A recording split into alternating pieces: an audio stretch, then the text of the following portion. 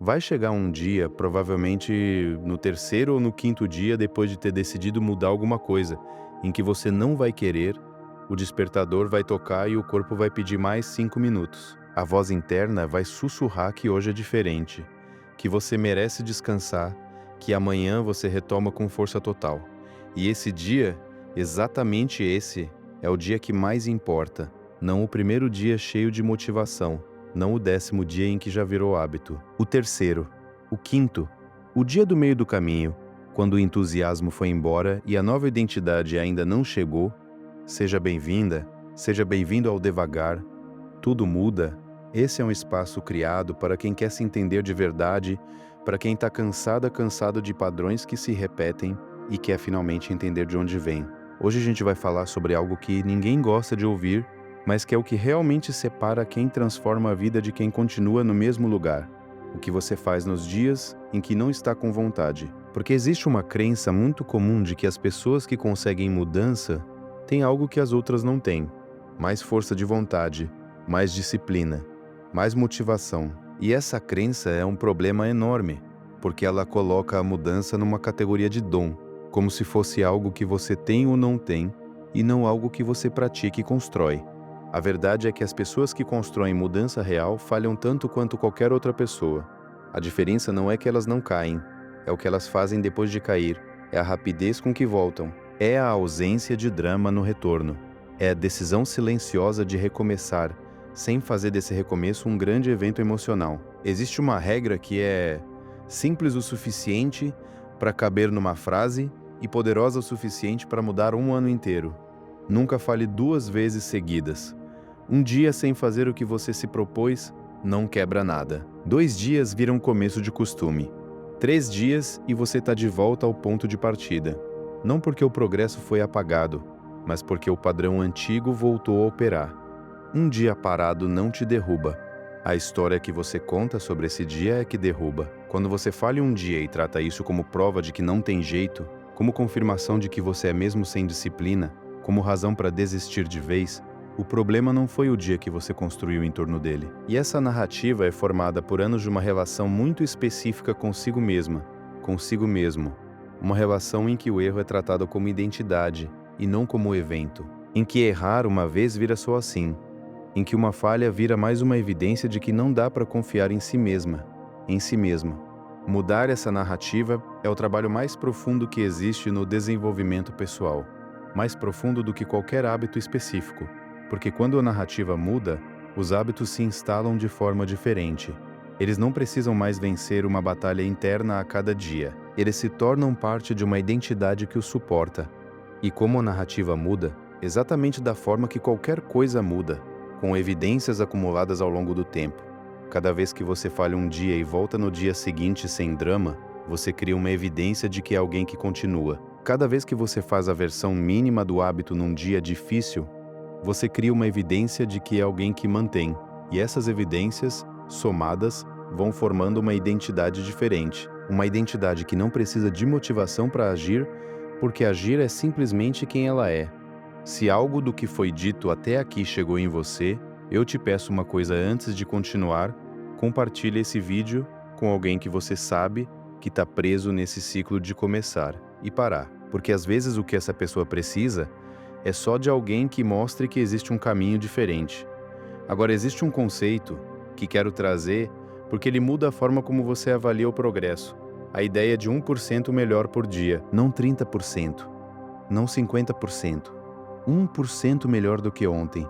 Beber mais um copo de água do que bebeu hoje. Dormir 15 minutos mais cedo do que dormiu ontem. Caminhar 5 minutos a mais do que caminhou. Ler uma página quando você leria 0. Esse progresso é invisível no dia a dia, não gera post para as redes, não impressiona ninguém, não parece suficiente quando você está no meio dele, mas matematicamente, 1% de melhoria composta ao longo de um ano produz algo que parece impossível. Você fica 37 vezes melhor do que era no começo. Não é discurso motivacional, é cálculo. E o oposto também é verdadeiro, 1% de piora por dia ao longo de um ano. E você está reduzido a quase nada do que era. Essas duas curvas começam no mesmo lugar e parecem idênticas nos primeiros dias. É só com o tempo que a diferença entre elas se torna visível. E é aí que a maioria das pessoas desiste, porque não vê resultado rápido o suficiente e conclui que não está funcionando, quando na verdade está no momento exato, em que mais importa continuar. Tem uma imagem que quero deixar com você porque ela captura isso melhor do que qualquer explicação. Pensa no bambu. O bambu japonês, depois de plantado, não mostra crescimento visível durante os primeiros 5 anos. Você rega, cuida, protege e não vê nada acima da terra. Para qualquer observador de fora, parece que não está acontecendo nada, que o esforço é inútil, que a planta não vai crescer. Mas por baixo da terra, durante esses 5 anos, o bambu está construindo um sistema de raízes tão profundo e tão amplo que quando finalmente rompe a superfície, cresce 25 metros em 6 semanas. É exatamente assim com os hábitos. Os primeiros meses parecem que não estão gerando resultado, mas as raízes estão sendo formadas. A identidade está sendo construída. O sistema nervoso está aprendendo um padrão novo, e quando o resultado aparece, ele aparece com uma solidez que não existiria se tivesse tentado crescer mais rápido. Existe também algo sobre a relação entre o dia ruim e o caráter, que quase nunca é discutido.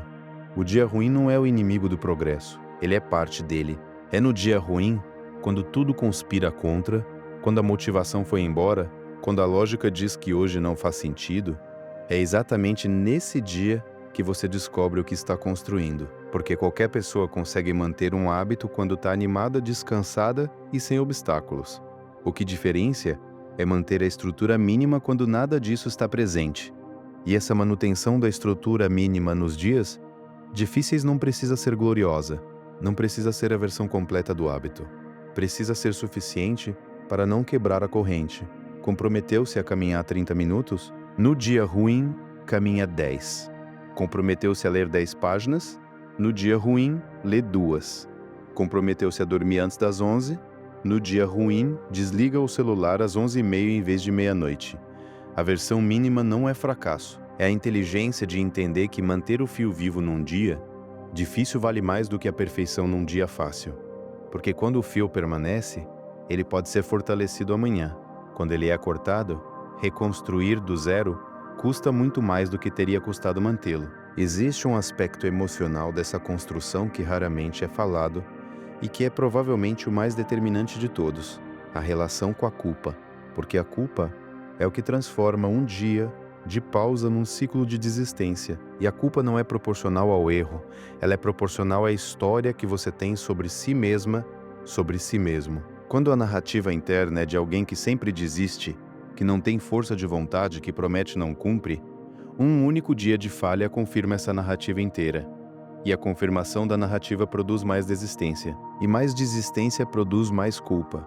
É um ciclo que se alimenta. A saída não é eliminar a culpa com força de vontade.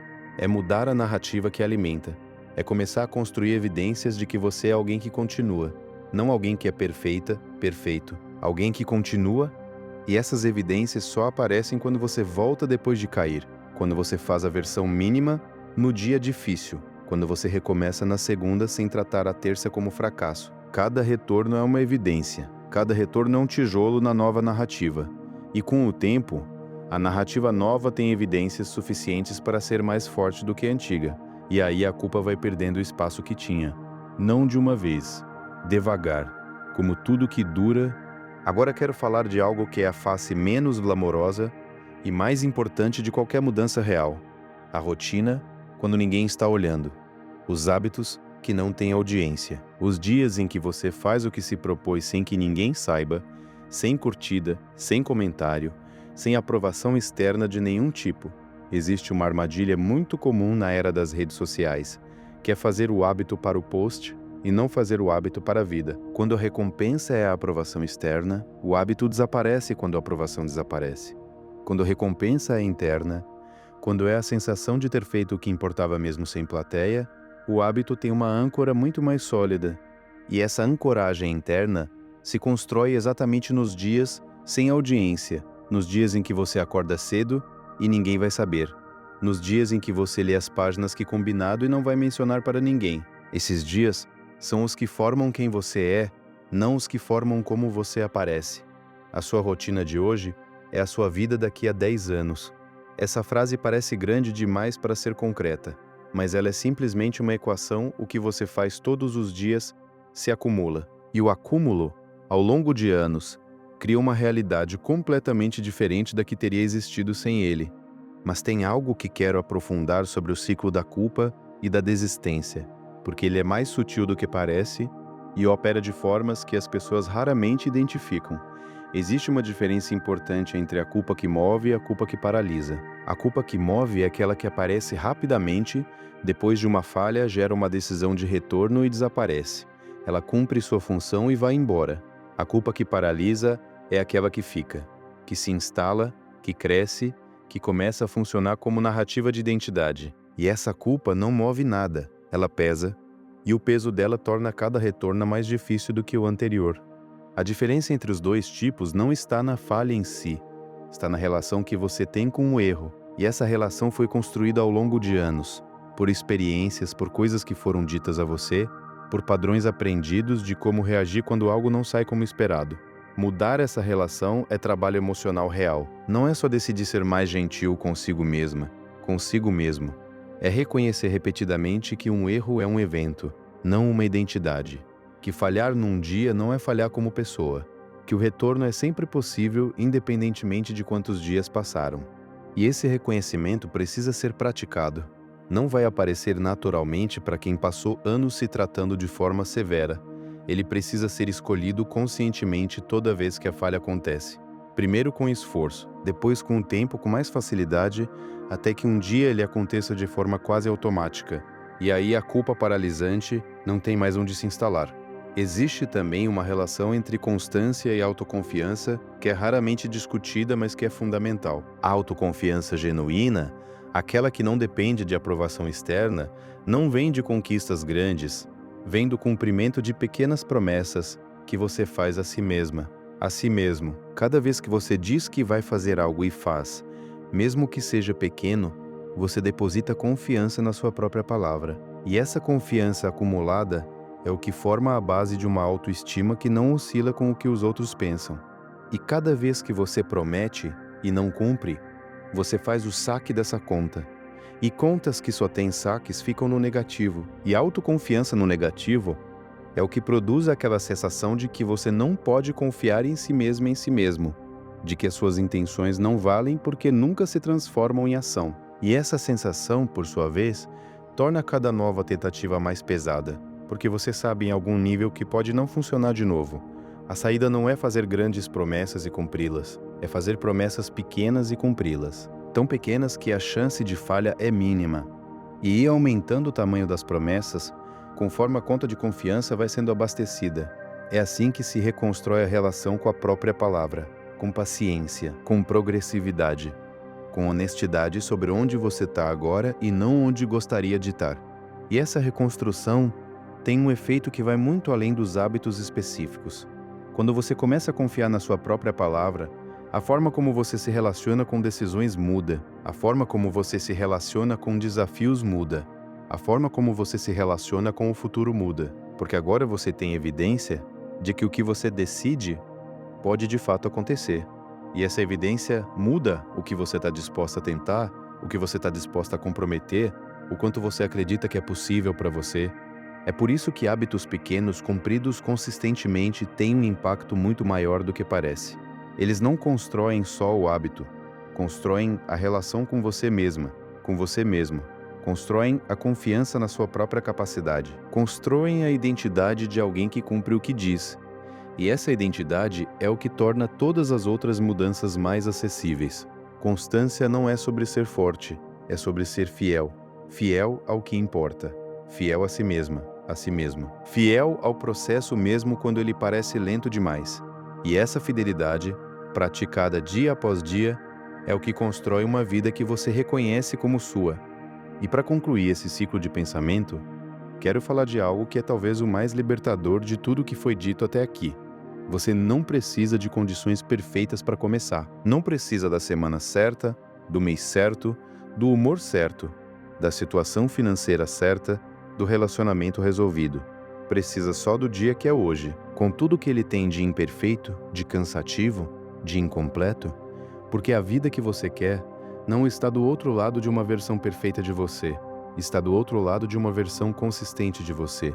Uma versão que falha e volta, que cansa e continua, que tem dias ruins e não usa esses dias como desculpa para parar.